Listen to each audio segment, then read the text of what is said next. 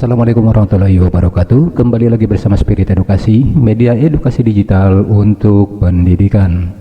Sahabat edukasi, Bapak dan Ibu guru, pada kesempatan ini saya akan mereview sebuah modul pembatik dari level 1 di tahun 2021, yaitu akan mengulas bahan materi pada modul 1 kegiatan belajar 1 atau KB1 pada pembatik level 1. Nah, tentunya Bapak dan Ibu guru berkaitan dengan kegiatan pembatik level 1 yang dimana sudah dimulai. Nah, ini diantaranya ada gelombang 1 yang akan tanggal ujiannya tanggal 25 sampai 26 April. Kemudian gelombang 2, gelombang 3 sampai seterusnya ini udah hampir penuh. Kuotanya sudah terpenuhi. Dan bagi yang belum mendaftar ini masih ada di gelombang 24 yang ujiannya nanti tanggal 23 sampai 24 Mei.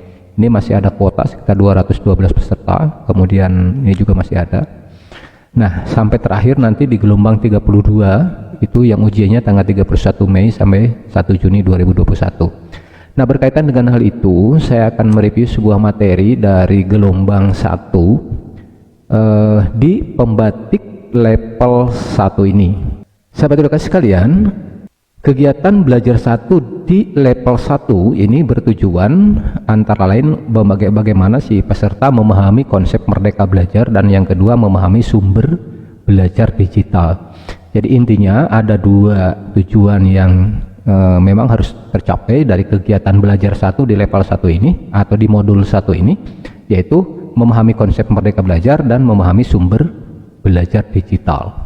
Nah, kaitannya dengan hal itu tentang merdeka belajar yang selalu disampaikan oleh Menteri Pendidikan dan Kebudayaan oleh Bapak Nadiem Makarim, bahwa Mendikbud, nah kaitannya dengan kebijakan merdeka belajar, kementerian mengeluarkan kebijakan merdeka belajar ini dalam 8 episode. Nah, ini materi yang ada di modul 1 kegiatan belajar 1. Nah, apa saja isi dari setiap episode yang dikeluarkan oleh Kemendikbud tersebut?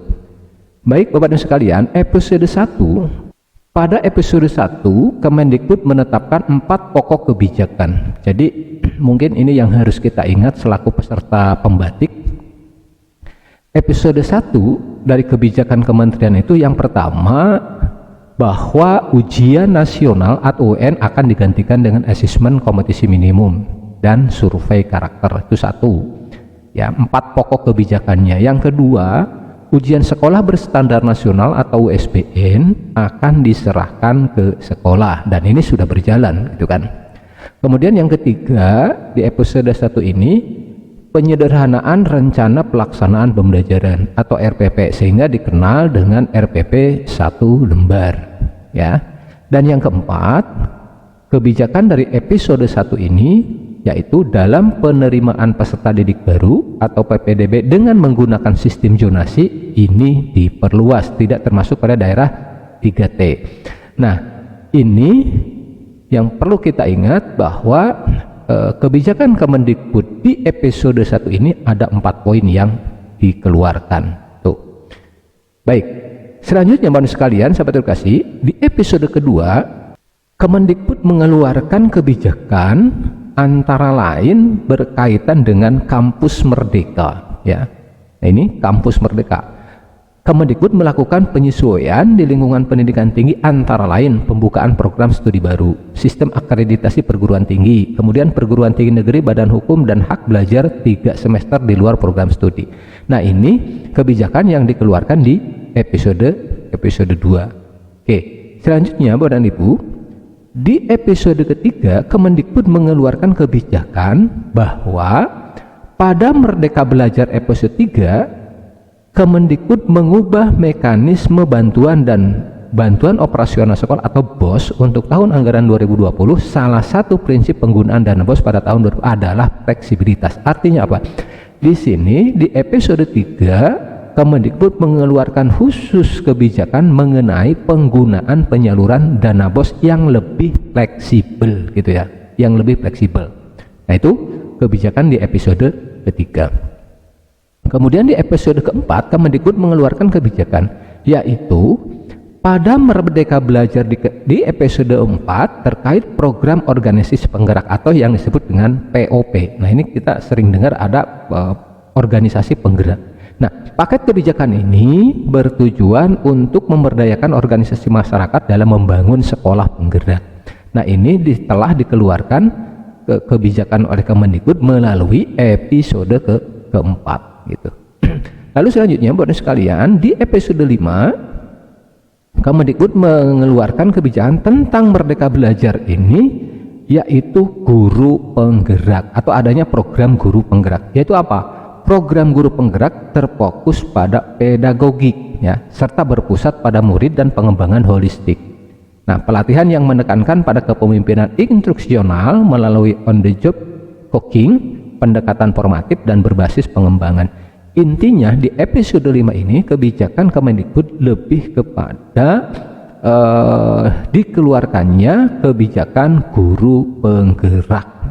Selanjutnya sahabat edukasi, di episode 6 nah Kemendikbud mengeluarkan kebijakan berkaitan dengan Merdeka Belajar ini, yaitu dana pemerintah untuk perguruan tinggi diluncurkan dalam rangka mendukung visi Presiden Jokowi dalam mewujudkan sumber daya manusia SDM unggul, salah satunya melalui transformasi pendidikan tinggi agar mampu mencetak lebih banyak lagi talenta-talenta yang mampu bersaing tingkat dunia. Jadi di episode 6 ini orientasinya lebih kepada mentransportasi dana pemerintah khusus untuk peningkatan mutu perguruan tinggi. Nah, ini di episode 6. Kemudian di episode ke-7, kebijakan yang dikeluarkan oleh Kemendikbud berkaitan dengan Merdeka Belajar, yaitu program sekolah penggerak. Nah, ini program sekolah penggerak merupakan katalis untuk mewujudkan visi reformasi pendidikan Indonesia yang berfokus pada pengembangan hasil belajar siswa secara holistik melalui 6 profil pelajar Pancasila ya. Nah, ini di episode ke-7 sebuah rangkaian dari episode sebelumnya. Kemudian yang terakhir Bapak Ibu sekalian, di episode 8 berkaitan dengan Merdeka Belajar, yaitu dikeluarnya kebijakan dari Kemendikbud mengenai SMK Pusat Keunggulan atau melalui SMK Pusat Keunggulan atau PK. SMK adalah menghasilkan lulusan yang mampu menjadi kebutuhan dunia kerja, diharapkan dapat berwujud. Maka sering kita dengar bahwa ada pusat keunggulan, SMK Pusat Keunggulan. Nah, SMK Pusat Keunggulan ini dikeluarkan pada episode 8. Nah, ini kenapa saya sampaikan, karena bagian-bagian dari ujian, bagian-bagian dari latihan-latihan di pembatik level 1 di kegiatan belajar 1 diantaranya difokuskan kepada episode kebijakan kementerian. Ya, kira seperti itu. Jadi ada 8 kebijakan. Nah, tentu dari setiap episode berbeda kebijakannya. Itu yang mungkin harus diingat. Sahabat edukasi, Bapak Ibu guru, yang kedua, materi yang disajikan di level 1 di kegiatan belajar 1 yaitu sumber belajar digital. Nah, sumber belajar digital yang pertama ada konsep sumber belajar. Apa itu konsep sumber belajar? Konsep sumber belajar yaitu segala sesuatu yang memungkinkan atau dapat menyebabkan terjadinya kegiatan belajar atau pembelajaran. Jadi di sini materinya dijelaskan bahwa sumber belajar digital yaitu segala sesuatu yang mungkin atau dapat menyebabkan terjadinya kegiatan belajar. Jadi ada kegiatan belajar, disitulah yang disebut dengan konsep sumber belajar. Kira-kira di situ. Nah, sumber belajar ini dapat dikategorikan atau dapat dikelompokkan kepada 3 kategori. Sekali lagi, sumber belajar dapat dikelompokkan pada 3 kategori. Yang pertama ada orang. Siapa itu orang? Ada guru, ada dosen, ada bidyaswara, ada pamong, ada tutor, fasilitator, dan lain-lain. Nah, itu orang. Nah, itu adalah kategori pertama. Kategori kedua yang dikelompokkan kepada sumber belajar yaitu media. Media ini ada cetak, ada non cetak, termasuk elektronik dan internet. Kemudian yang ketiga yang menjadi sumber belajar yaitu lingkungan. Nah, lingkungan sebagai sumber belajar bisa berupa sesuatu yang memang dirancang sebagai bahan belajar. Dapat juga sesuatu yang tidak dirancang untuk belajar namun dapat digunakan untuk belajar. Nah, ini materi yang kedua tentang sumber belajar. Nah, salah satunya yaitu bahwa sumber belajar dapat dikelompokkan kepada 3 kategori, yaitu orang, media, dan lingkungan. Baik Bapak Edukasi dan sahabat guru, apabila berbagai sumber belajar yang dirancang untuk pembelajaran tersebut dikumpulkan atau dipusatkan di suatu tempat, kemudian dikelola dan dimanfaatkan untuk melayani orang yang belajar, maka tempat itu disebut pusat sumber belajar, atau lebih dikenal dengan singkatan PSB. Jadi sekali lagi, apabila ada sumber belajar yang dirancang untuk pembelajaran, kemudian dikumpulkan dalam satu tempat, kemudian dikelola, kemudian dimanfaatkan untuk melayani orang yang belajar, maka tempat tersebut dinamakan pusat sumber belajar. Pertanyaannya, bagaimana jika koneksi internet sekolah terbatas? Nah, seperti ini misalkan. Salah satu solusi ya, apabila di pusat sumber belajar atau PSB tadi tidak ada koneksi internet, maka manfaatkan sumber belajar yang ditempatkan pada server lokal, misalkan sehingga dapat diakses tanpa koneksi internet. Nah, tetapi semua sumber belajar yang diperlukan dikumpulkan dalam sebuah server besar, dikelola dan diberikan layanan akses lokal. Nah, layanan sumber belajar inilah yang disebut dengan PSB digital offline gitu. Jadi di sini bedanya begini. Kalau di awal tadi, nah kalau di sini bisa disebutkan pusat sumber belajar ini keterkaitannya dengan internet yang tidak ada masalah gitu kan. Semua sumber belajar dikelola, kemudian dimanfaatkan, dilayani di suatu tempat yang namanya pusat sumber belajar dengan akses internet bagus. Tetapi apabila kasusnya seperti ini ya, sumber belajar ada, pengelolaan ada, tetapi sumber internetnya tidak ada gitu kan. Nah, maka di sini bisa disiasati dengan cara dikumpulkan dalam sebuah server, tetapi tetap bisa melayani kebutuhan pembelajaran. Nah, bedanya di sini namanya bukan lagi PSB digital, tetapi PSB digital offline. Kenapa? Karena tidak menggunakan jaringan internet. Kira-kira seperti itu bedanya. Baik sahabat edukasi, Bapak dan Ibu guru, apa sih manfaat sumber belajar offline? Nah, kalau yang PSB digital offline ya, apa sih manfaatnya? Yang pertama tentu ini solusi bagi sekolah yang tidak memiliki koneksi internet. Ya otomatis bagi sekolah yang tidak memiliki koneksi internet bagus ya salah satunya dengan cara itu, tetapi tetap digital. Yang kedua, mendorong motivasi belajar siswa dengan tersedianya berbagai media pembelajaran seperti video, audio, animasi, multimedia, dan lain-lain. Tentu ini masih bisa dinikmati oleh siswa kita sekalipun tidak menggunakan jaringan internet. Tetapi apa? Memanfaatkan jaringan lokal ya, memanfaatkan jaringan lokal atau server lokal yang disediakan oleh sekolah. Yang ketiga, ini akan memberikan manfaat sebagai penggerak terjadinya inovasi pembelajaran oleh para guru dengan memanfaatkan sumber belajar digital tadi. Kemudian manfaat yang keempat, akan memberikan garansi terhindar dari konten-konten negatif. Ini tentu, kenapa? Karena di sini PSB-nya PSB offline tidak online, sehingga tidak mungkin akan ada konten-konten negatif yang masuk ya, karena tidak menggunakan apa? Tidak menggunakan jaringan internet. Kemudian yang kelima, di sini server hanya berisi konten yang sesuai dengan kebutuhan pembelajaran, tidak ada konten-konten lain apalagi konten negatif itu. Nah, ini manfaat dari sumber belajar yang offline. Saya kira seperti itu. Baik sahabat edukasi, Bapak Ibu sekalian, selanjutnya tentang fungsi PSB digital. Nah, kata kunci pusat sumber belajar adalah sumber belajar itu dikelola dan dilayani dan dimanfaatkan untuk belajar. Nah, di sini ada 7 fungsi PSB digital yang mencakup fungsi sebagai berikut. Yang pertama, penyimpanan atau collecting. Kemudian pelayanan, serving. Kemudian penyajian, presenting. Kemudian yang keempat, pengembangan, developing. Kemudian yang kelima, pelatihan, training.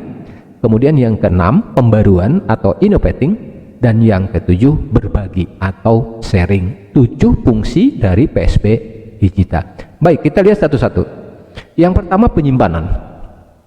Ibarat sebuah perpustakaan yang memiliki koleksi ribuan judul buku, maka fungsi dari PSP digital juga adalah apa? Untuk menyimpan koleksi media digital, baik yang berupa buku teks PDF, media video, audio, animasi, multimedia, dan sebagainya. Nah, itu fungsi penyimpanan. Yang kedua, pelayanan. Standar layanan tentu akan berbeda-beda antara satu sekolah dengan sekolah lainnya, tergantung pada infrastruktur dan SDM di sekolah tersebut. Pada sekolah yang memiliki perangkat TIK yang sangat terbatas, dapat dikembangkan yang namanya layanan rak mobile, di mana perangkat TIK ditempatkan dalam satu rak yang dapat didorong dipindah dari satu kelas ke kelas yang lain, moppingnya seperti itu. Nah, ini bagi sekolah-sekolah yang pelayanan yang penyediaan TIK-nya atau layanan internetnya terbatas, itu bisa disiasati dalam rangka pelayanan pembelajarannya dengan menempatkan perangkat pembelajaran dalam sebuah rak yang dapat dipindah-pindah dari satu ke kelas yang lain. Ya, silahkan saja, itu kan namanya pelayanan. Oke, yang ketiga, penyajian atau presenting. Nah, PSB dengan konsep mopping class pernah sangat populer di sekolah, di mana sekolah menyediakan satu ruang PSB atau sering disebut juga sebagai ruang presentasi atau ruang penyajian. Nah, bisa saja juga sekolah itu membuat sebuah ruang atau menyiapkan sebuah ruang yang memang dikhususkan untuk ruang presentasi. Jadi di sini seluruh bahan ajar, penyediaan dan pelayanannya ditempatkan dalam satu ruang. Caranya tinggal siswa melakukan secara bergantian. Nah, itu namanya penyajian. Kemudian yang keempat, pengembangan atau developing. Nah, dalam hal pengembangan ini, ruang PSB bisa jadi ruang kreativitas bagi guru maupun murid. Yaitu di ruang ini guru bisa bekerja bersama untuk mengembangkan media pembelajaran. Untuk itu guru perlu dibekali dengan sedikit keterampilan pengembangan media pembelajaran. Artinya ketika misalkan PSB sudah ada, selain bisa untuk disajikan sebagai presenting, juga harus selalu berinovasi atau dikembangkan. Dalam hal ini adalah adanya kegiatan developing. Nah, bagi siapa? Bagi guru dan muridnya. Kemudian yang kelima itu ada pelatihan atau training. Nah, pelatihan atau training ini, pelatihan PSP terutama ditujukan untuk meningkatkan kompetensi TIK bagi guru, ya. Karena tentu tidak semua guru memang siap dengan pengembangan TIK yang setiap hari selalu berubah atau selalu meningkat. Oleh karena itu di sini perlu adanya pelatihan, training. Nah, untuk apa? Konten sumber belajar membuat bahan belajar diantaranya meningkatkan inovasi pembelajaran serta pengembangan model pembelajaran. Nah, ini yang harus dikembangkan. Itu yang kelima. Kemudian yang keenam, selalu ada pembaruan atau innovating. Nah, dari ruang PSB bisa dilahirkan berbagai inovasi. Akhirnya inovasi ini terkait dengan salah satu fungsi PSB dalam pengembangan model pembelajaran. Bisa berupa adopsi model yang telah ada, adaptasi dengan penyesuaian dengan kebutuhan lokal, ataupun mengembangkan model pembelajaran yang baru sesuai kebutuhan setempat. Nah, ini namanya innovating atau pembaharuan. Yang terakhir, Bapak dan Ibu guru, PSB itu berfungsi sebagai sharing untuk berbagi. Nah, sebuah PSB dikelola sudah memiliki web atau blog sumber belajar yang dapat diakses bukan hanya untuk lingkungan siswa sendiri, tetapi sudah dapat digunakan oleh sekolah lain.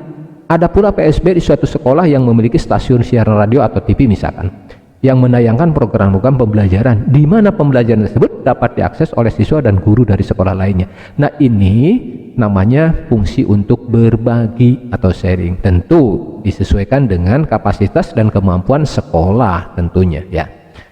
Baik, sahabat edukasi, Bapak dan Ibu guru, demikian preview materi dari level 1 kegiatan belajar 1, ya. Nah, di video berikutnya saya akan mempreview lagi materi masih dari level 1 tapi kegiatan belajar 2.